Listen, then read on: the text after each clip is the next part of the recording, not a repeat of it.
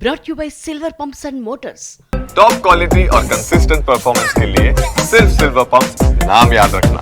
పట్టు పరిశ్రమ శాఖ దేశంలో సాంప్రదాయ పట్టు పరిశ్రమను చేపట్టే కొన్ని రాష్ట్రాల్లో ఆంధ్రప్రదేశ్ ఒకటి.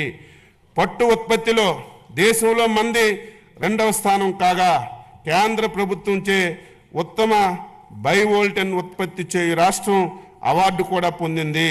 చిత్తూరు జిల్లా కుప్పం, శ్రీ సత్యసాయి జిల్లా హిందూపురంలో మరియు కాకినాడ జిల్లా సేబ్రోల్లో లీఫ్ టు క్లాత్ ప్రాజెక్టులు ప్రారంభించడానికి ప్రతిపాదనలు రూపొందించాం. 2025-26వ సంవత్సరానికి పట్టు పరిశ్రమ అభివృద్ధి కోసం 96.22 కోట్లు బడ్జెట్లో ప్రతిపాదిస్తున్నాం.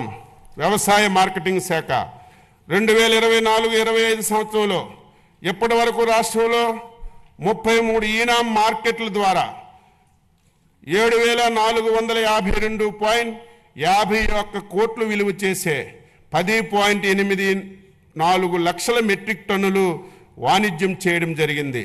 రాష్ట్రంలో మొత్తం 124 రైతు బజార్లు ఉన్నాయి. మరో 21 రైతు బజార్లు పనులు వివిధ దశల్లో పురోగతిలో ఉన్నాయి. రాష్ట్రంలో గతంలో నిరుపయోగంగా ఉన్నటువంటి 15 మొబైల్ రైతు బజార్లను కూడా మళ్ళీ ఉపయోగంలోకి తీసుకొచ్చాం. రైతు బజార్ల ఆధునీకరణకు, కొత్త మోడల్ ఇంటిగ్రేటెడ్ రైతు బజార్ల కోసం మరియు మార్కెటింగ్ శాఖలో అన్ని కార్యక్రమాలను పారదర్శకతను పెంపొందడానికి ఎండ్-టు-ఎండ్ డిజిటలైజేషన్ కోసం ప్రభుత్వం ప్రతిపాదనలు సమర్పించడమైంది. ధరల నియంత్రణలో భాగంగా మార్కెట్ ఇంటర్వెన్షన్ ద్వారా జూన్ నుంచి అక్టోబర్ వరకు 2024 టమాటా ధరలు పెరిగినప్పుడు వినియోగదారులకు సరసమైనటువంటి ధరలు అందించడానికి రైతు నుంచి 753 మెట్రిక్ టన్నులు సేకరించి రాష్ట్రంలో రైతు బజార్ల ద్వారా అమ్మడం జరిగింది.